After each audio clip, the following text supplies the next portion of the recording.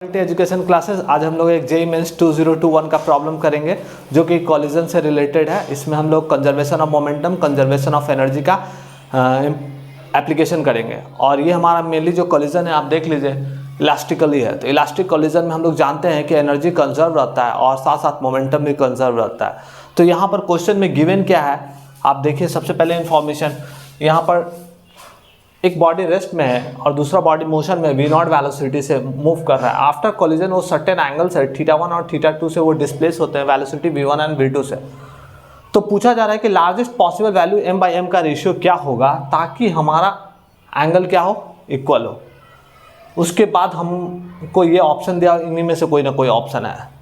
तो चलिए हम लोग स्टार्ट करते हैं। तो सबसे पहले हम लोग क्या करते हैं, कंजर्वेशन ऑफ मोमेंटम लगाते हैं। तो कंजर्वेशन ऑफ मोमेंटम लगाएंगे तो m v0 plus m into u equal to. अब एक चीज़ और है कि जब ये हमारा इनिशियल ये है तो फाइनल क्या होगा सिचुएशन। तो फाइनल हमारा क्या होगा कि ये जो हमारा मास है इसका दो कंपोनेंट होगा। आप ये जो आफ्टर कोलिजन देखिए, आफ्टर कोलिजन क्या होगा, ये ब्रेक डाउन करेंगे तो इधर करेगा m v1 cos θ1 और इधर से ये जब ब्रेक डाउन करेंगे तो इधर से स्मॉल m v2 cos θ2 ये होगा। ऊपर में हमारा क्या होगा, ये जब ब्रेक डाउन करेंगे तो m v1 sin θ1 होगा और यहाँ पर क्या होगा m v2 sin θ2। तो यहाँ पर हम लोग इक्वेशन फ्रेम करेंगे जब मोमेंटम हम कंजर्व करेंगे along the x axis. Along the x axis करेंगे तो क्या लिख सकते हैं, m v1 cos θ1 plus m v2 cos θ2। ठीक है, तो यहाँ पर हमारा इक्वेशन फ्रेम हो जाएगा m v0 equal to m v1 cos θ1। हम चूंकि θ1 इक्वल टू θ2 को हम लोग थीटा मान लेते हैं। क्या मान लेते हैं, θ1, ताकि क्वेश्चन में ऑलरेडी मेंशन है कि किस ये इसका रेशियो क्या होगा जो हमारा θ1 और θ2 बराबर होगा। तो θ1 θ2 को हम लोग क्या मान लेते हैं, थीटा मान लेते हैं। तो m v1 क्या होगा, m v1 cos θ plus m v2 cos θ। अब यहाँ पर आप लोग देख लीजिए कि कंजर्वेशन ऑफ मोमेंटम हमारा अप्लाई हो चुका है along x axis. Along x axis में हमने कंजर्वेशन ऑफ मोमेंटम अप्लाई कर रखा है अलोंग एक्स एक्सिस। अब हम वाई एक्सिस में मोमेंटम की अगर मैं बात करूँ तो हमारा क्या होगा, वाई एक्सिस में इनिशियली हमारा कोई मूवमेंट नहीं है तो हम लोग लिख सकते हैं zero, initial momentum zero equal to final momentum y direction में। अगर ऊपर वाले को m v1 sin θ1 लेते हैं तो नीचे वाले को क्या करना पड़ेगा, माइनस m v2 sin θ2। तो यहाँ से अगर मैं sin θ1 और sin θ2 अगर बराबर होंगे, θ1 एंड θ2 इक्वल होगा तो क्या होगा वैल्यू हमारा, m v1 equal to m v2 हो जाएगा। और यहाँ से आप v2 का वैल्यू निकाल लीजिए, v2 equal to m v1 upon small m। ये काफ़ी ज़्यादा इंपॉर्टेंट रिलेशन है जो कि हमको बाद में यूज़ करेगा। तो हम लोग ने क्या किया कि अलोंग वाई एक्सिस में हम लोगों ने कंजर्वेशन ऑफ मोमेंटम लगाया अलोंग वाई एक्सिस। अभी क्या है, हम लोग एनर्जी कंजर्वेशन लगाएंगे। एनर्जी कंजर्वेशन क्या बोलता है कि sum of kinetic energy before collision equal to sum of kinetic energy after collision. तो 1/2 m v0 स्क्वायर प्लस 0, क्योंकि वो सेकेंड बॉडी रेस्ट में है, equal to 1/2 m v1 square plus 1/2 m v2 square लिख सकता हूँ यहाँ पर। बिल्कुल, यहाँ से क्या कीजिए कि हाफ कैंसिल आउट कर दीजिए, हाफ कैंसिल आउट। तो m v0 square equal to m v1 square plus m v2 square.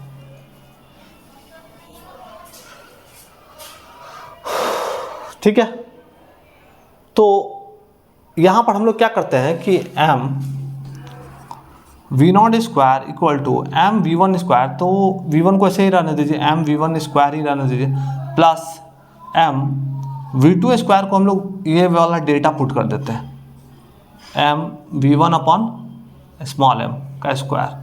तो इसको क्या लिख सकते हैं, m v0 square equal to m v1 square plus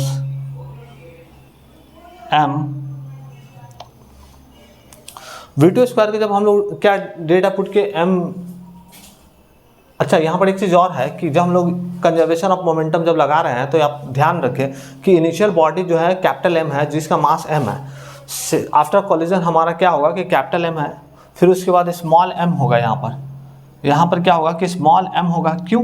क्योंकि हमारा जो सेकंड बॉडी है जिसका मास हमारा क्या है स्मॉल एम, तो यहाँ पर हमारा डेटा क्या होगा एम V2 स्क्वायर होगा। ठीक है, स्मॉल एम V2 स्क्वायर। तो V2 का वैल्यू ऑलरेडी हम लोगों ने कैलकुलेट कर रखा है और मैंने यहाँ पर जस्ट पुट कर दिया। पुट करने के बाद क्या होगा यहाँ simple calculation, m capital m square V1 square upon m square. तो यहाँ से क्या होगा एम कैंसिल आउट हो जाएगा। तो यहाँ पर हम लोग क्या लिख सकते हैं M V0 square equal to, यहाँ से V1 स्क्वायर कॉमन ले लीजिए, V1 स्क्वायर कॉमन ले लीजिए इक्वल टू एम प्लस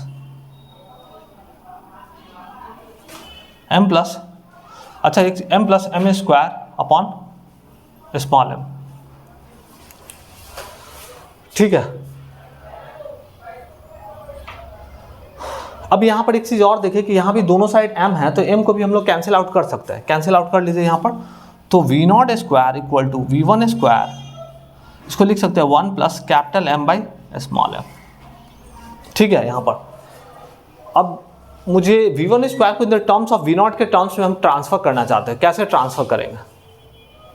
तो ऊपर का इक्वेशन जो है कंजर्वेशन ऑफ मोमेंटम का यूज़ कीजिए। कंजर्वेशन ऑफ मोमेंटम में क्या दे रखा है, m V0 equal to m V1 cos theta plus small m V2 के जगह पर हम लोग क्या पुट कर दीजिए m V1 upon small m cos theta. ठीक है, V2 ये जो V2 का डेटा है मैंने यहाँ कंजर्वेशन ऑफ मोमेंटम में पुट कर रखा हूँ m V1 cos theta, m V1 cos theta plus M V2 का डेटा हमने यहाँ डाल दिया और V2 के जब पर यहाँ पर तो ये कैंसिल आउट हो जाएगा। तो यहाँ पर क्या हो जाएगा m V0 square m V0 equal to m V1 cos theta plus m V1 cos theta. तो क्या हो जाएगा यहाँ पर 2m V1 cos थीटा, क्या हो जाएगा 2m V1 cos थीटा। अब यहाँ से हम लोग क्या निकालना चाहते हैं कि हम लोग यहाँ से निकालना चाहते हैं V1 का वैल्यू। तो यहाँ से m कैंसिल आउट हो जाएगा। अब m कैंसिल आउट हो गया तो V1 इक्वल टू क्या लिख सकते हैं V0 अपॉन 2 cos थीटा। यहाँ तक कोई दिक्कत नहीं। तो फिर अब यहाँ पर देखिए कि अब ये V1 का वैल्यू जो है हम यहाँ पर पुट करना चाहते हैं जो फाइनल एक्सप्रेशन है उसमें। तो फाइनल एक्सप्रेशन में पुट करेंगे V0 square equal to V1 का एक्सप्रेशन वहाँ पुट करेंगे तो V0 square upon 4 cos square theta equal two into 1 plus capital M by small m। अब यहाँ से V0 स्क्वायर कैंसिल आउट हो गया। कैंसिल आउट होने के बाद क्या होगा 4 cos square theta equal to 1 plus capital M by small m। तो यहाँ से हम लोग निकाल लिए capital M by small m equal to 1 minus 4 और capital M by small m equal to 4 cos square theta minus 1। अब यहाँ पर देख लीजिए कि थीटा का मैक्सिमम वैल्यू क्या होगा, क्योंकि हमको यहाँ m बाई m का मैक्सिमम लार्जेस्ट पॉसिबल वैल्यू चाहिए। तो थीटा का मैक्सिमम वैल्यू हमारा होता है cos है, तो cos का मैक्सिमम वैल्यू होता है 0 डिग्री पर। तो 0 डिग्री पर तो थीटा हमारा क्या हो जाएगा, अगर 0 होगा तो cos 0 का वैल्यू होता है 1। तो इसमें अगर पुट कर दिएगा तो 4 माइनस 1 दैट इज 3। तो मतलब m बाई m का लार्जेस्ट वैल्यू जो होगा वो 3 आएगा, जो कि ऑप्शन नंबर हमारा सी है। क्या है? ऑप्शन नंबर सी है। तो ये काफ़ी ज़्यादा कॉन्सेप्चुअल प्रॉब्लम था। यहाँ पर थोड़ा सा कैलकुलेटिव प्रॉब्लम था। थोड़ा सा अगर कैलकुलेशन मिस्टेक होगा तो प्रॉब्लम में आप स्टक कर सकते हैं। तो सबसे पहले मैंने क्या किया इस प्रॉब्लम को सॉल्व करने के लिए, इसके लिए हम लोगों ने सबसे पहले कंजर्वेशन ऑफ मोमेंटम लगाया along x axis, then along y axis. हमने अलॉन्ग एक्स एक्सिस में इक्वेशन फ्रेम किया, अलॉन्ग वाई एक्सिस में इक्वेशन फ्रेम किया। आफ्टर दैट मैंने कंजर्वेशन ऑफ एनर्जी लगाया। कंजर्वेशन ऑफ एनर्जी का डेटा आगे बढ़ा और मैंने V2 का वैल्यू इसमें कन्वर्ट किया और मैं एक वेरिएबल पर लेकर आ गया। एक वेरिएबल मतलब कि हमारा V1 और V1 का वैल्यू यहाँ पर हमने कंजर्वेशन ऑफ मोमेंटम के डेटा से यूज़ करके V1 का value in the terms of V0 निकाला और V0 का वैल्यू हमने उन्हें पुट कर दिया। V0 स्क्वायर दोनों साइड कैंसिल आउट हो गया। After that we get the expression capital M by small m equal to 4 cos square theta minus 1। अगर थीटा हमारा क्या होगा क्योंकि 4/m जो है लोगों लार्जेस्ट पॉसिबल वैल्यू चाहिए, जिसमें हमारा थीटा का वैल्यू जो होगा वो 0 डिग्री होगा, cos 0 का वैल्यू 1 होता है, 4 - 1 = 3, that is the answer C होगा। तो हमारे चैनल पर PYQ डिस्कस कर रहे हैं और JEE मेंस का और एडवांस का भी डिस्कस कर रहे हैं। हमारे चैनल को आप लोग लाइक कीजिए, सब्सक्राइब कीजिए। मिलते हैं नेक्स्ट वीडियो में। थैंक यू, धन्यवाद।